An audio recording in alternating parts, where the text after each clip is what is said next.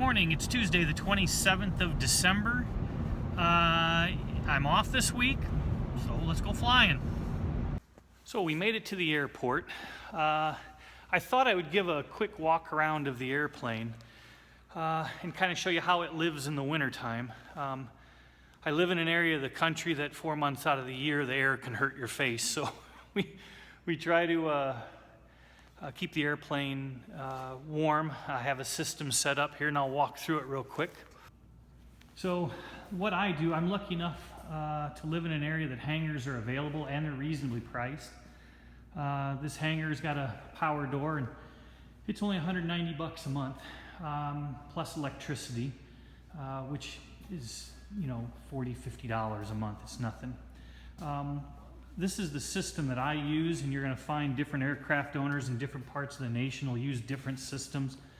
I use an engine block heater that just is it's an electric pan on the oil pan. It's just a heater pad, and it heats the oil up, and then I cover it with blankets and cowl plugs, and they make special wraps actually that you can put over the engine compartment to help keep the heat in. This is a 1960 Piper Comanche 250. It's got a 6-cylinder Lycoming 0540, so it's 540 cubic inch engine, but it's only putting out 250 horse at sea level. So underway power-wise, they're air-cooled engines. The previous owners took very good care of it. The paint was retouched up in 2009. The interior was done by the previous owner. They did a great job. The only thing I did was the motor, rebuilt the engine, and put new avionics in it. So we walk around it.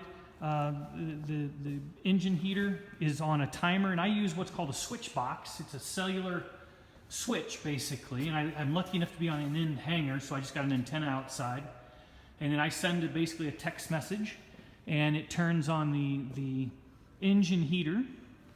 And I also use it's like an engine air conditioner in this cooler, and the cooler keeps it from freezing. There's basically it's an air conditioner that pulls moisture out of the air and pumps it into the engine with this little, it's a medical tube basically, and that puts dry air into the motor, because I don't fly. I wish I could fly every week, but I can't. So now this only turns on. I don't run this all winter. When it gets below freezing, I shut it off, because of course the engine can't rust when it's below freezing. And then in the cabin, I've got one of these ceramic heaters that I set on a cookie plate or a cookie sheet, and I have it so that the cabin and the gyros and everything warm up. And I turn that on the night before, basically. Here's tip tanks. It carries 90 gallons of gas and burns. It's 65% horsepower, 14 gallons an hour is best power, and I burn at 75% horsepower, 16 gallons an hour. And then of course you can always back it off. Now I think I have a slower Comanche. Book numbers are 180 miles an hour at 7,000 feet, and I'm seeing about 170, 168, 170. And that could be, well, it's, she's over 50 years old now, part of it, and I don't have any speed mods on it at all. The 3-blade prop will slow you down in cruise, at least that's what I'm told, and the tip tanks might cost me a mile an hour as well. The tail is a stabilator type tail, so the whole tail is a moving unit, unlike a lot of Cessnas, which some people might be familiar with. Tails on Comanches are one of the things that you do spend some time and resources making sure that they're put together well and that everything is tight. There is an AD on the tail that you need to be aware of. There is a fix. There's a horn available from Australia. The Comanche owners out in Australia, some genius put together this unit, and you can The FAA approved it. You can swap it out and you don't have to worry about the AD. This one, I've got a lot of hours left on this one. I don't remember exactly. Now here I have a battery tender that I put here in the battery compartment. I don't know if you can even see in there, but it keeps the battery nice and charged. Main tanks, there's one on each wing. There's 60 gallons in the wings, two 30-gallon tanks, and then two 15-gallon tip tanks. The interior, I got to do the pre-flight here. We'll walk up on the wing and do a quick look. It's going to be kind of hard to see. I wish I had a light here. Okay, I turned the light on. So here's the interior, and now this you've seen in previous videos. And I'm going to try to film it slightly different today and bring it back here. But I put in the GTN 650, and then the GTX 345 is a mode or ADS-B out transponder. I think it's called Mode S, the technical term or something. I put that in, and then just did some basic cleanup. Added a few lights for like the fuel pump and that type of thing. If the fuel pump's on, the light is on. This fall or this winter, my next annual, which is in February, I'm going to put a Garmin Artificial Horizon in. It's an electronic one, which will add a little bit of safety. If the vacuum pump goes out, I won't lose the Artificial Horizon. And it's got a 4-hour battery backup. It's called the G5. If you want to look it up, it's Garmin G5. So anyway, it's a 4-place. I know, like I said, you've seen that on previous videos. My max carriage is 1,217 pounds. Now, of course, doesn't include fuel. But if you look at it from my useful load is 1,217 pounds. And if you look at it from the flexibility and loading, basically I can run half tips, full mains, and put 2 adult men, roughly 190, 200-pound men, and 230, 140-pound women in the cabin, and then some baggage, light bags. Then if you take the tips and you only run a gallon in them or so, you can fit 4 adult men in the cabin and have be under gross. There are no weight and balance problems with the Comanche. Actually, she's a little nose heavy, so she likes people in the back. It lands much easier with the little weight in the keister. And actually, when it's just me, I put a toolbox, a case of oil back there in the luggage compartment, just to try to get a little bit of weight back there. Comanches are known to be landing problematic. Part of it is how low they sit to the ground, and part of it is the wing form that they have. This is a laminar flow wing. It's hard to kind of make it out, but it's a thin wing in the front, and here about 40% back is the thickest. 40% back is the thickest part of the wing. It comes off the Mustang from World War II. That wing form.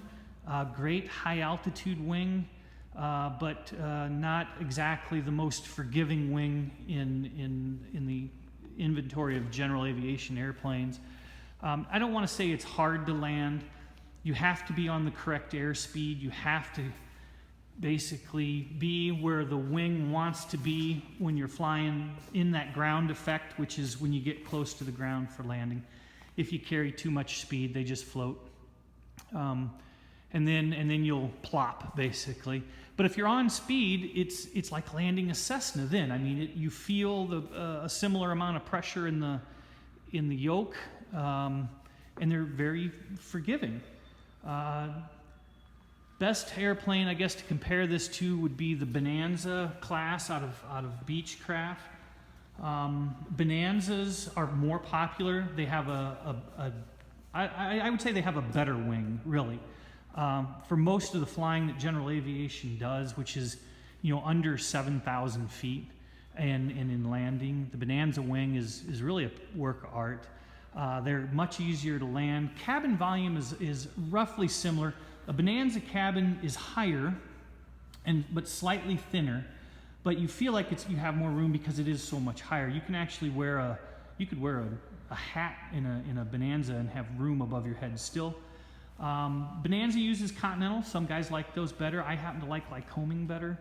I do have more horsepower, and this plane is faster up high. You get up 9, 10, 11,000 feet, and it'll run. Now, we're talking comparable years, 1960, you know, roughly the same. Now, I do have more horsepower, which, of course, helps, but this wing is just better up high.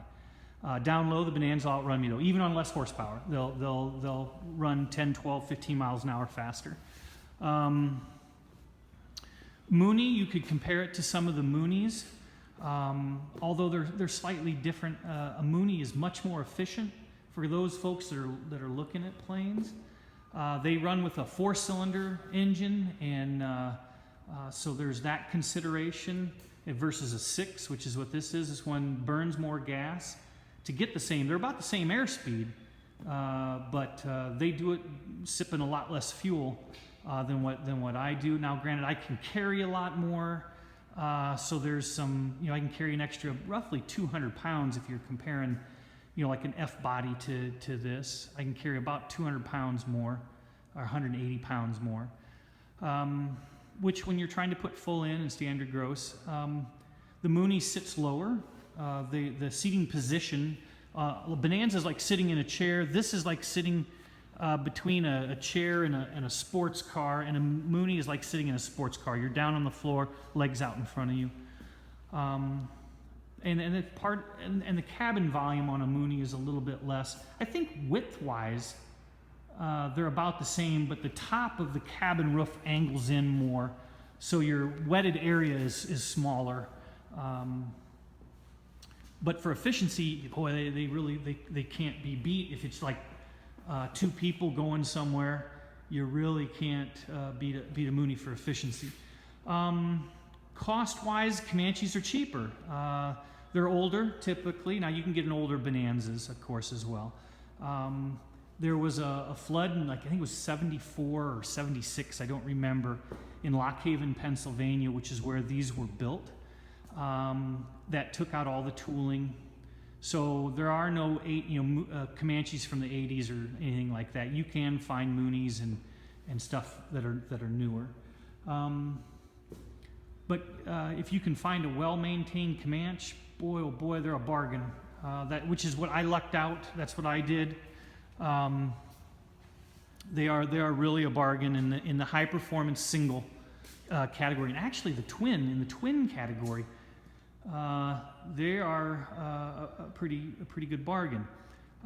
This was replaced by the Arrow, which was built down in Vero Beach, Florida, when Piper moved. After the flood, Piper moved everything down there, which kind of makes sense. It's much easier in that weather to build airplanes and test fly them all year round than it is in Lock Haven, Pennsylvania. But anyway, so let me start my pre-flight. I got to unhook everything, and we'll get going.